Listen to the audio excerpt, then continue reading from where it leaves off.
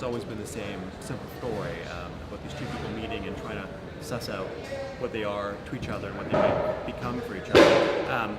But definitely the details changed a lot through the writing process, and then, as you bring collaborators on, they have thoughts, and as a writer, as a screenwriter, it's sort of, you're trying to strike this balance between collaborating and honoring the sort of ideas of the people that you're bringing on board the project, while at the same time, you sort of have to be the person that's going to maintain the integrity of the piece and make sure that everything works. The thing I love about romantic comedies is it's the one genre you can't hide in. You can't hide who you really are in a romantic comedy, because everybody in the world is an expert in love, in romance, in romantic yearning, and bittersweet melancholy and desire. I mean, every single person in the world has very strong opinions and experiences in this. They're all experts. It's about those undeniable connections you make with people, and it's not always convenient. Timing is so much a part of finding the right person for you. In this movie, the timing is wrong for them in so many different places, and I love the idea of trying to write like an ethical romantic comedy. Daniel and Zoe talk about this in one of the scenes in the movie, the idea that love can be the all-purpose excuse for terrible behavior. Dan and Zoe are better than I imagined, really.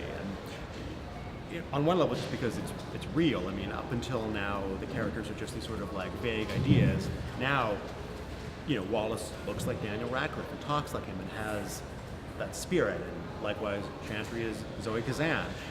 But at another level, I mean, they bring so much as actors. They're so funny and charming and quick-witted, but also just so emotionally open. The vulnerability and the intensity of their performances is better than I could have hoped for. You have no idea what the gift that we're about to give you, because I think it's really going to blow people's minds, the kind of performance he gives in this film. He's so funny and romantic and charming and emotionally open and quick-witted. It's much more than I could have hoped for when we cast him, but I feel really gratified. I'm excited for the audience to see what he can really do. He's being able to show a range of emotion, as well as just like a true, it's such a like juggernaut of a comedy performance. So I'm really excited for audiences to see this whole side of him. Michael Dowse is doing an amazing job. I couldn't be more thrilled. We got to know each other over the process of developing and making the movie, and I think it's been a really remarkable collaboration for me. He's incredibly generous as a director.